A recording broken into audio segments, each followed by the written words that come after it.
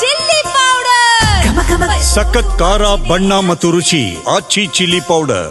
ತುಮಕೂರು ಜಿಲ್ಲೆಯಲ್ಲಿ Congress white wash ಆಗಬಹುದು. ಮಾಜಿ ಸಚಿವ ಕೆಎನ್ ರಾಜಣ್ಣ ಮಾರ್ಮಿಕವಾಗಿ ಈ ಹೇಳಿಕೆಯನ್ನು ಕೊಟ್ಟಿದ್ದಾರೆ. ಕಾಂಗ್ರೆಸ್ಗೆ ಟಾಂಟ್ ಕೊಟ್ಟಂತ ಮಾಜಿ ಸಚಿವ ರಾಜಣ್ಣ ಸ್ವಪಕ್ಷದ ಬಗ್ಗೆನೇ ಯಾಕೆ ಈ ರೀತಿಯಾಗಿ ಒಂದು ಹೇಳಿಕೆಯನ್ನ ಕೊಟ್ಟರು ಅಂತ ರಾಜಣ್ಣ. ಮಾಜಿ ಸಚಿವ ಕೆಎನ್ ರಾಜಣ್ಣ ಮಾರ್ಮಿಕವಾಗಿ ನುಡಿದಿರುವಂತ ಮಾತು ಇದು. ಕಾಂಗ್ರೆಸ್ಗೆ ಯಾಕೆ ಈ ರೀತಿ ಟಾಂಟ್ ಕೊಟ್ಟರು, ತಮ್ಮ ಪಕ್ಷದ ಬಗ್ಗೆನೇ.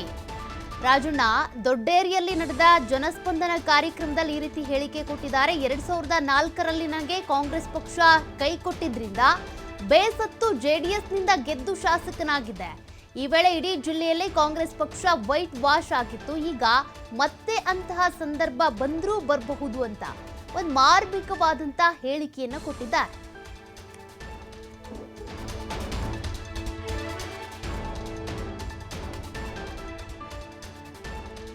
ಹೋಗ್ಲಿಲ್ಲ. ನಾನು ಶಾಸಕ ಆಗಿದ್ದು 2004ರಲ್ಲಿ ಆಗಿದ್ದು. ಆಗ ಈ ಕಾಂಗ್ರೆಸ್ ಪಾರ್ಟಿ ನನಗೆ ಸರಿಯಾಗಿ ಗೌರವ ಕೊಡ್ಲಿಲ್ಲ ಅಂತ ನಾನು ಜನತಾದಳಕ್ಕೆ ಸೇರ್ಕೊಂಡು ಈ ಜಿಲ್ಲೆನಲ್ಲಿ ಸ್ಪರ್ಧೆ ಮಾಡಿದಾಗ ಕಂಪ್ಲೀಟ್ ಕಾಂಗ್ರೆಸ್ ವೈಟ್ ವಾಶ್ ಮಾಡಿದ್ದು. ಕಾಂಗ್ರೆಸ್ ಕಂಪ್ಲೀಟ್ ಮುಗಿಸಿದ್ದು ಅಲ್ಲ. ತಿರ್ಗಾ ಆ ಸಂದರ್ಭ ಗೊತ್ತೈತೋ ಏನೋ ಗೊತ್ತಿಲ್ಲ, ನೋಡೋಣ ಅದೇನಾಗ್ತದೆ ಮುಂದಕ್ಕೆ. ನಾನು ಎಲೆಕ್ಷನ್ ನಿಲ್ಲಲ್ಲ ಅಂದ್ಮೇಲೆ ತಿರ್ಗಾ ಸಂದರ್ಭ ಏನ್ ಬರಲ್ಲ ಅಂತ ಅನ್ಕೊಳ್ಳೋಣ. ಇಲ್ಲಿ ರಾಜಕಾರಣದಲ್ಲಿ ಯಾರು ಶಾಶ್ವತ ಶತ್ರುಗಳು ಇರೋದಿಲ್ಲ, ಶಾಶ್ವತ ಮಿತ್ರರು ಇರೋದಿಲ್ಲ. ನಾನು ಮೋಟರ್ ಸೈಕಲ್ ರ್ಯಾಲಿ ನೋಡ್ಕೊಂಡ್ ಬಂದೆ. ಒಬ್ರು ಒಂದು ಬಾಟ ಹಿಡಿದಿಲ್ವಲ್ಲ, ಯಾಕೆ ನಾನೇನ್ ಬಿಟ್ಬಿಟ್ಟಿದ್ದೀನ ಕಾಂಗ್ರೆಸ್?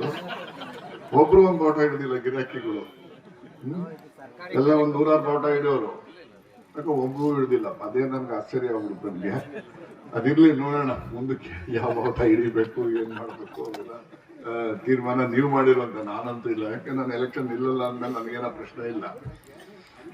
ರಾಜಕಾರಣದಲ್ಲಿ ಯಾರು ಶತ್ರು ಇರೋದಿಲ್ಲ, ಯಾರು ಮಿತ್ರರು ಇರೋದಿಲ್ಲ.